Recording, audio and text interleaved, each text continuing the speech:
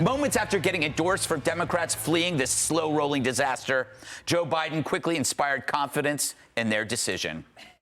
We hold these truths to be self-evident. All men and women created by you know the thing. Look, tomorrow's Super Tuesday, and I want to thank you all. I tell you what, I'm rushing ahead, aren't I? As always, blame it on the Russian. I wonder if Trump noticed. Tomorrow, voters in states across the nation will head to the polls for Super Tuesday, not Super Thursday. Oh, he said Super Thursday, you can't do these things. He's constantly naming the wrong state. It's great to be in the state of Ohio. No, I'm sorry, you're in North Carolina. I honestly don't think he knows what office he's running for. They're going to put him into a home, and other people are going to be running the country. And they're going to be super left radical crazies. Now, everyone makes gaffes, but Joe's multiply faster than rabbits. And while sometimes Trump's words are shocking, they don't hint at an underlying decline.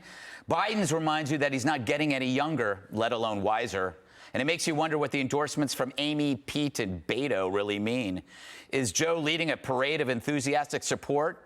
Or is this a gurney race to push Joe across the finish line on a stretcher? He faces a bigger challenge, though. He is a moderate by today's loony left standards, but his one and only idea is get rid of that orange meanie. That's not a vision, that's a complaint. Meanwhile, Bernie's the outsider whose vision is strong, despite being wrong. It's why he attracts the youth, the mad, and the crazy. In a world where we idealize the bold, a radical is just sexier than a bumbling moderate, even a radical with ear hair. It's not fair, it's not smart, but it's life. Maybe if the Dems hadn't thrown all their weight behind the fantasy of impeachment, they'd see this coming. Instead, the Dems are stuck with 3 voting choices, 2 cranky old men and sleeping in. I put my money on the snooze button. Dana, what did we learn from 2016, Rick Perry? Never start something you can't finish. Remember, I got 3 things? 3 things. Just say, I have some things. So never start a really famous quote. Yeah, if you can't nail the quote, that's kind of hard. If you can't nail the quote, get off the boat. It is. Trey Gowdy on Saturday night said sometimes it's like watching a chain smoker fill up his gas tank. You're like waiting for like the disaster. Oh my goodness. And wow. I think, look, yeah, it's concerning, right? And I would imagine that his campaign is like, wow, if we're really going to be the front runner, can he handle it? Yeah. Right? That's a lot of energy. Now, winning sometimes gives you a pep in your step. But the other thing is about Joe Biden, it's like people seem to think it's charming, and they get it. It's like, oh, he meant Thursdays.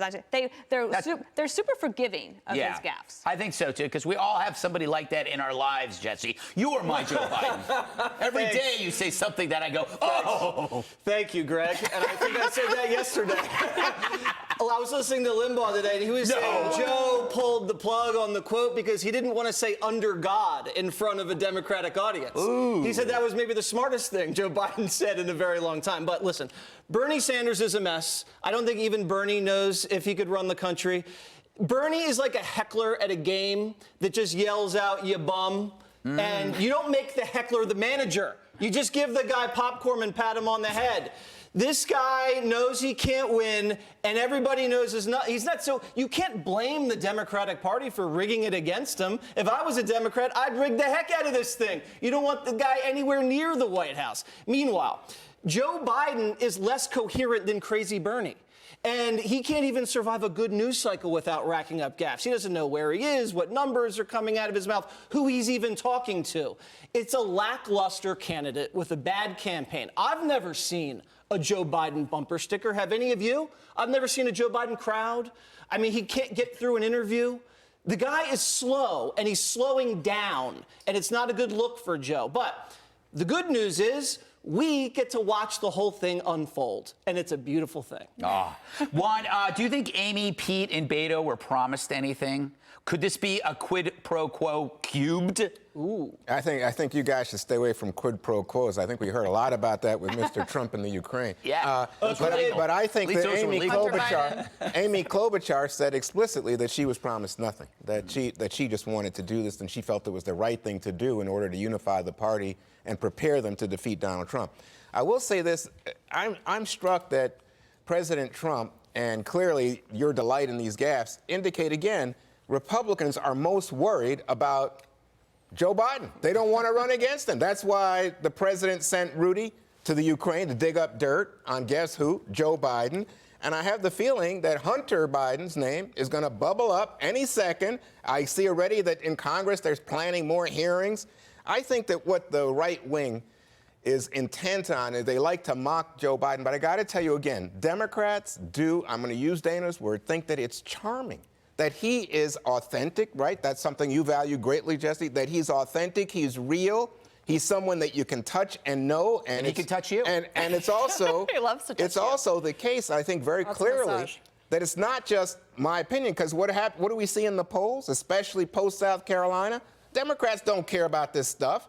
It's Republicans who care about it because they want, the bullying, the mocking, the berating. Yeah, no Democrats are pointing this out. Okay, No. Yeah. Katie? Well, okay, so Joe Biden's appeal at this point has been that he's the statesman, he's the guy who's been in Washington for decades, so he knows what he's doing, and you can trust him to be someone who's reliable to be a commander-in-chief. And when he continually looks incompetent with basic things when it comes to a one-on-one matchup with Donald Trump, is going to have a hard time trying to make the case to people throughout the country who are liking the economy, who think that President Trump has done a decent job, who think he's a competent commander-in-chief. Joe Biden's going to have a very hard time doing that. When it comes to Bernie Sanders, I think that he's a threat as well. I don't think you can underestimate where he's going to go if he were to win the nomination, which is looking more like convention as we go into tonight. But the coalition that he had coming out of Nevada is one that Republicans are looking at. Latinos, young women, young people. And if the whole Democratic establishment would get behind him, he certainly would have more of a machine than he does right now. So I wouldn't underestimate his ability. And the Trump campaign's research on him as well. They're probably doing a lot on both Biden and Bernie Sanders. Okay, then.